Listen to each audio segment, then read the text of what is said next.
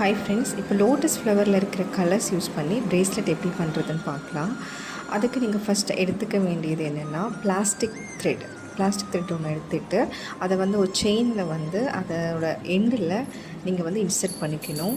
Insert பண்ணிவிட்டு அதை ஒரு பின் இல்லைன்னா ஒரு டேப் எடுத்து அதை எங்கேயாச்சும் ஒரு விலகாமல் அதை நீங்கள் செக்யூர் பண்ணிக்கணும். செக்யூர் பண்ணிவிட்டு அதுக்கப்புறமா நான் ஃபஸ்ட்டு ஆட் பண்ண போகிறது க்ரீன் கலர் பீட் ஆட் பண்ண போகிறேன். அந்த க்ரீன் கலர் பீடை லெஃப்ட் ஹேண்டில் ஆட் பண்ணிவிட்டு அதோட ரைட்டை எடுத்து அதை லெஃப்டில் இன்சர்ட் பண்ணி நான் அதை ஃபஸ்ட் பீடாக இன்சர்ட் பண்ணிக்கிறேன்.